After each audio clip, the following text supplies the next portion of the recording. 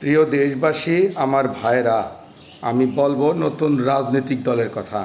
আপনারা জেনে থাকবেন গতকাল হোটেল ইন্টারকন্টিনেন্টালে ইফতার পার্টি করেছেন তারা।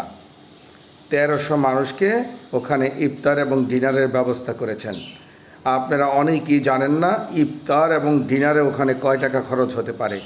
কম করে প্রতি মাথা পিছু 10,000 টাকা করে খরচ হয়েছে ওই ইফতার পার্টিতে। এখন আমার ভাইয়েরা, কথা হলো যে 1300 মানুষের জন্য প্রায় 1.5 কোটি টাকার মতো খরচ করেছে এই নতুন দল। এই টাকা তারা কোথায় পেল? কে দিচ্ছে তাদেরকে এই টাকা? আমি যদি ধরে নেই এবং আপনারা আমার কথার সঙ্গে মিলিয়ে নেবেন যে তৎকালীন সময় যে সরকার ছিল সেই সরকারের ব্যবসায়ীরা এই দেশে ব্যবসা করতেন, সেই ব্যবসায়ীদের কাঁধের উপর ভর করে বসেছে এই দল। যারা সিন্ডিকেট ভাঙতে পারছে না, কি করেই ভাঙবে?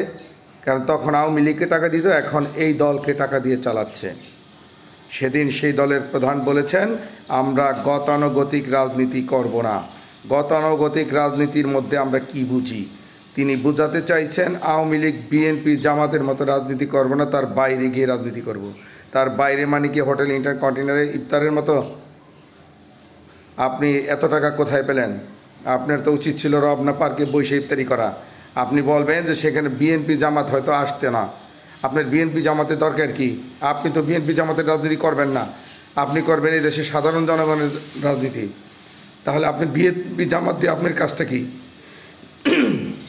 তাই দেশবাসী, এখনও ভাবার সময় এসেছে এরা কি চায়, কি করবে এরা।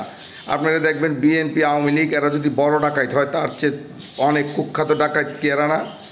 বিএনপি জামাত তাদের সংগ্রাম দিয়ে, তাদের চেষ্টা দিয়ে হয়তো তারা দুর্নীতি, টাকা পয়সা লুকানো শিখে গেছে, কিন্তু এরা শিখছে কোথায়? এরা এই অল্প বয়সে এত টাকা লুকানো শিখছে কোথায় এরা? আপনারা সব কিছু ভেবে চিন্তে কাজ করবেন। আওয়ামী লীগ আমাদের সন্তানদের লেখাপড়ার যতটা ক্ষতি না করতে পেরেছে তার চেয়ে 1000 গুণ বেশি ক্ষতি এরা অলরেডি করে ফেলেছে। আজকে দেখেন ছেলেপেলেরা রাজপথে, কিছু হলেই রাজপথে নেমে যায় মারামারি, কাটাকাটিতে। আপনারা দেখে থাকবেন গত 2 দিন ধরে একটি ভিডিও ভাইরাল হচ্ছে। একটা ছেলে ছাত্র, তিনি ফুটপাতে তরমুজের দোকান দিয়েছে। তিনি বলেছে রাষ্ট্রকে আমাকে চাকরি দিতে পারবে? আপনারা গ্রেপ্তার করবেন, করেন। পুলিশ কিভাবে ঘাড় ধরে ভোট জুতো দিয়ে লাইতে তাকে গাড়িতে উড়াইছে।